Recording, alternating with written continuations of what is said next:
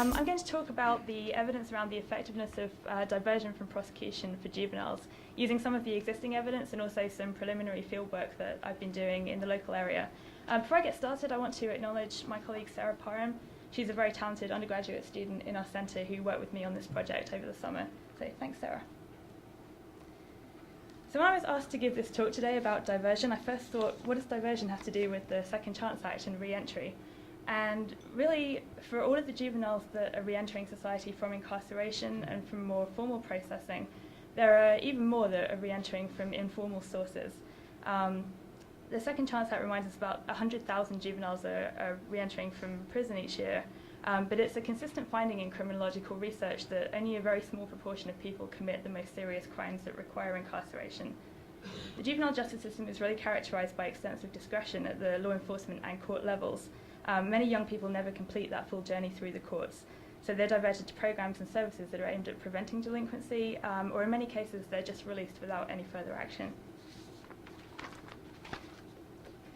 So this chart was my attempt to kind of show some of these movements through the system, and the orange boxes are the points at which youth might be leaving the juvenile justice system.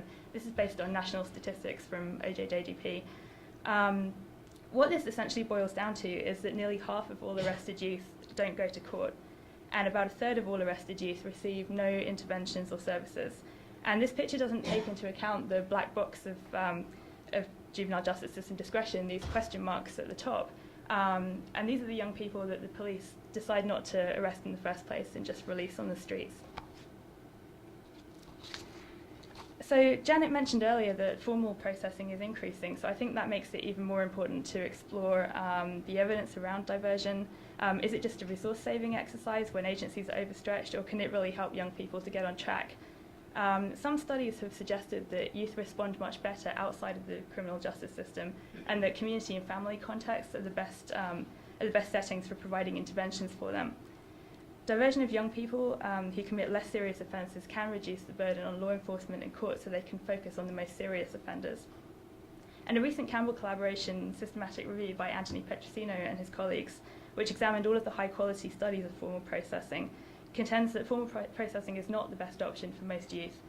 Overall, he found that juveniles processed through the courts actually fared worse than those who received nothing, and they fared even worse than those that were diverted to services to meet the needs that we've heard about this morning.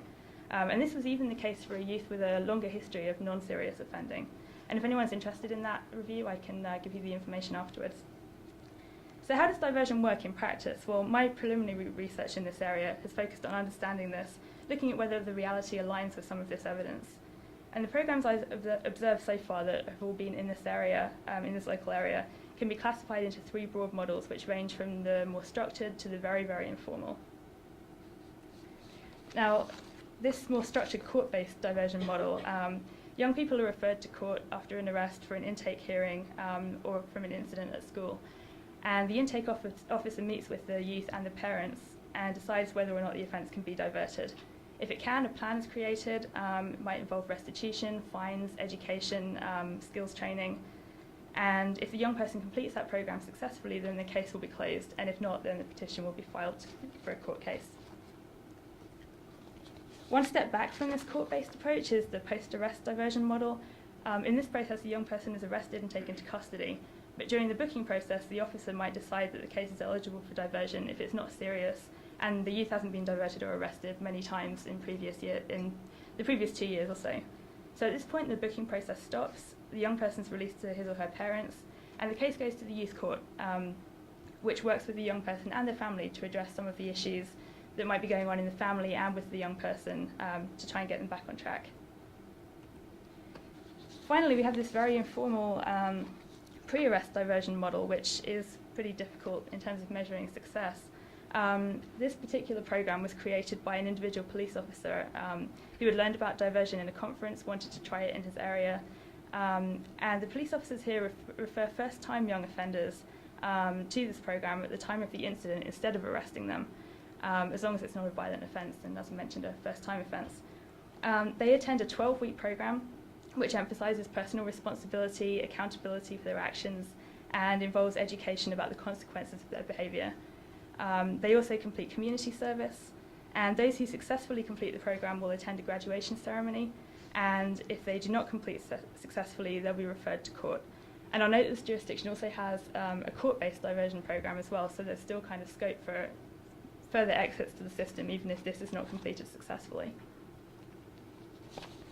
Some of the offence types that are frequently diverted include simple assaults, disorderly conduct, minor drug and theft offences. And this graph just shows some data from a sample of youth, some of whom were diverted and some arrested for these crime types. Disorderly conduct, minor theft offences like shoplifting were more likely to be diverted than arrested. But we still have a fairly substantial proportion of non-serious cases that resulted in arrest, and they're shown in yellow. Of course, what this doesn't tell us is why these cases were arrested. And there's a real need for better data at the local law enforcement level to help us figure out if diversion is an effective way of handling these cases, whether these arrests arose from aggravating circumstances or procedural issues, or whether there's some underlying disparities here. And that we don't really know.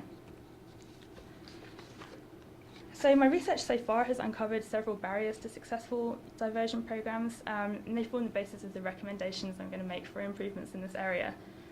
First of all, as you can see, is the enormous variability in the way that these programs are run and used, as my three models show.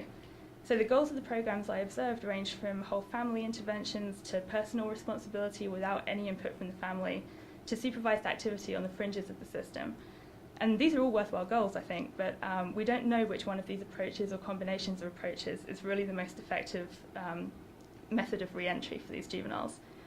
So some programs were also offered just as a one-time chance for first-time offenders, but the research shows that repeat but non-serious offenders might also benefit from these services the most. I was also told by the program managers that they often weren't able to share data about juveniles between the justice agencies, so they couldn't easily confirm whether the youth met the eligibility criteria for their programs. That informal small program I told you about essentially relied on officers remembering which kids they'd arrested before, and that was how they could tell if it was a first-time offender. They would confirm prior criminal records with the courts by cryptically asking the court officer, is this a good candidate for diversion we have here? So I found that surprising because national reports on juvenile justice suggest that most states do have data sharing procedures between agencies. But in practice, the people running these programs didn't see that as an easy task. And these barriers, as well as the lack of resources, also limited their ability to track success through recidivism data. The structured program I told you about was also subject to a legal restriction. The program for diversion had to be no more than 90 days. So a result of this was that some young people who otherwise might have been suitable for diversion but actually needed more services and help that they could get in 90 days were often formally processed just so they could get onto a probation sentence and get the help they needed through a longer sentence. So to bring all these findings together, what does this research on diversion so far mean for researchers and practice? Well, for the researchers in the room, it means that we need to do a lot more work on understanding these variable practices. Which of the three models that I showed, or the three elements, or the elements of those models, work best for re-entry and why? And what other models are out there that I haven't observed?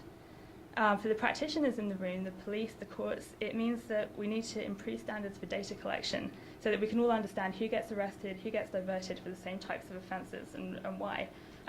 There could be disparities underlying that graph that are based on race, gender, other circumstances, and we need the good data to be able to assess that and to fix the problem if necessary. And finally, we need better processes for sharing data. It's not just the police, it's not just the courts who are involved in diversion.